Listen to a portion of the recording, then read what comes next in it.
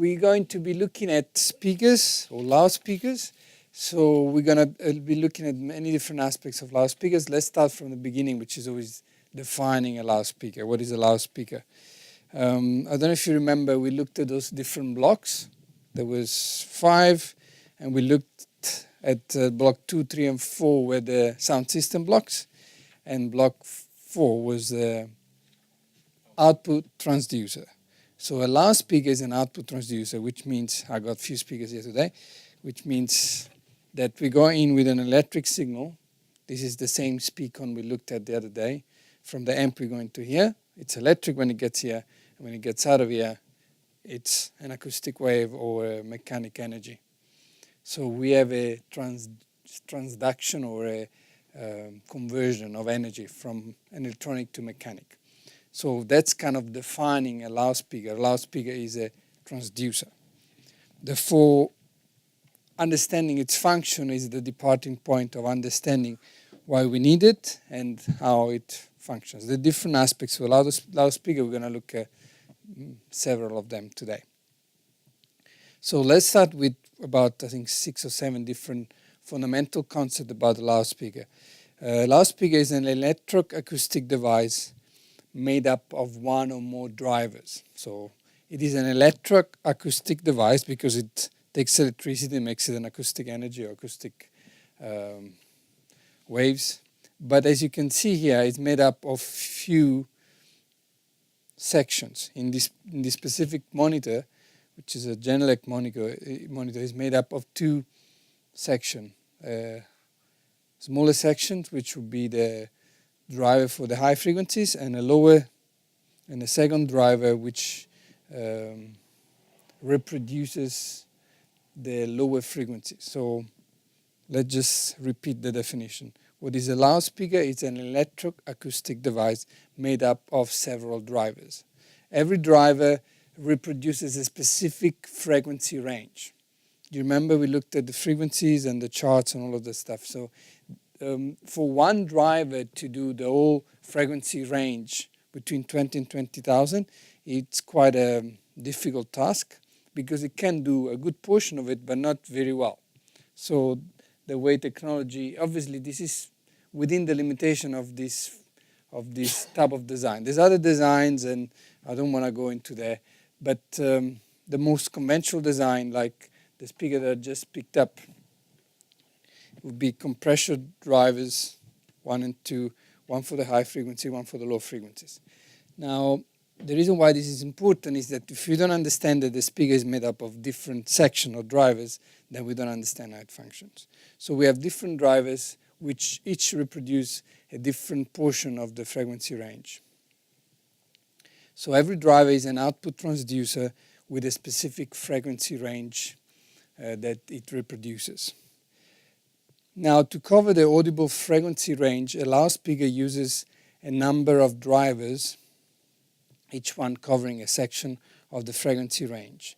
Each of these sections is called way or band.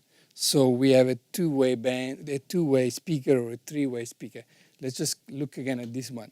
This one is a two-way speaker because it's got 2 bands, band number 1 and band number 2, or way number 1 and way number 2. Each way or band is allocated to one driver, okay? But that's not always the case. For instance, I got another speaker here to confuse you a little bit. In this speaker here, we got 3 drivers. 1, 2, 3, okay? So how many bands do you think we have? We have 2, because these 2 drivers are doing exactly the same frequency range. Therefore, even though it's 3 drivers, it's 2 ways. Okay, so this speaker is a 2-way loudspeaker, not a 3-way, even though there is 3 drivers. So do not confuse the amount of drivers with the amount of ways. Okay, why is this important? Because different section of a loudspeaker would therefore have been allocated to different ranges, and therefore would perform differently. Okay, so did you get the whole difference between ways and drivers? So you can have 2 drivers covering 1 way. So if I say we have a 2-way speaker, it means that in this speaker there's one or more drivers covering a specific frequency range. Okay, I'll give you an example here on the screen. In this picture here, you got the green curve. Can you see that one? And then you got a red one. Okay, so this is actually pertaining a system, and this system is essentially made up of, for now, let's just say 2 ways.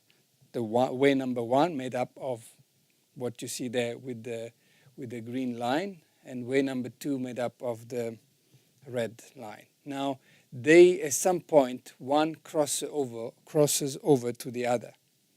So where the 2 ways meet in the specific here is between a sub and a loudspeaker and a normal top speaker.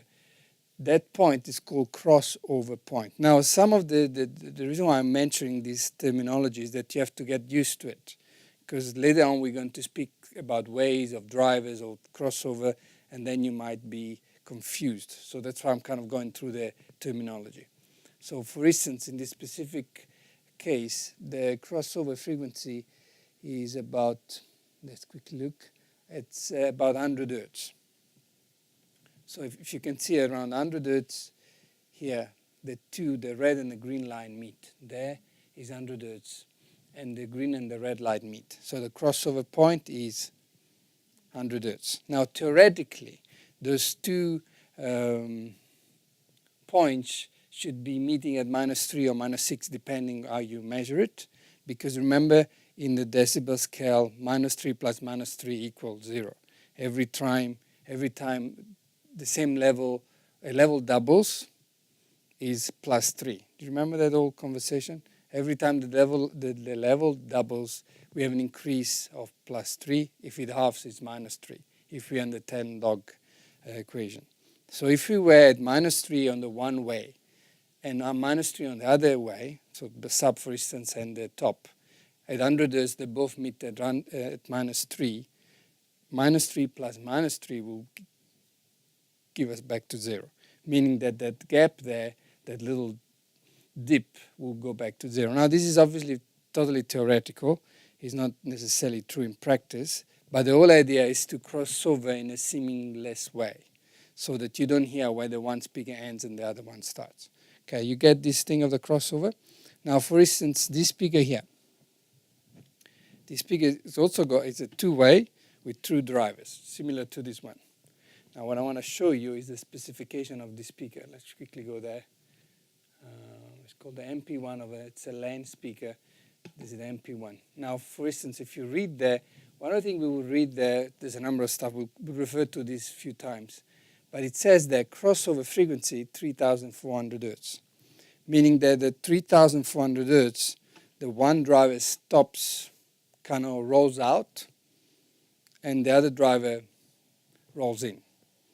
So that frequency is called crossover frequency. Okay, you got it? Now, this is kind of important because if you understand the whole thing of crossover, so before I go on, in this speaker, therefore, there is a crossover, one crossover point, because this is a 2-way speaker. If this was a 3-way speaker, now there is a 5-inch, let's quickly read there. It's a 1-inch silk dome tweeter. Let's say there was a 10-inch driver also at the same time, which was covering the lower frequency. Then we would have had 3 drivers, and we would have had 2 crossover frequencies. Okay? You got that?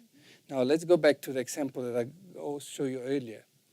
Here with this picture, we look, there is 2 bands there, the green band and the red band. The green band is displaying the frequency range of the sub, while the red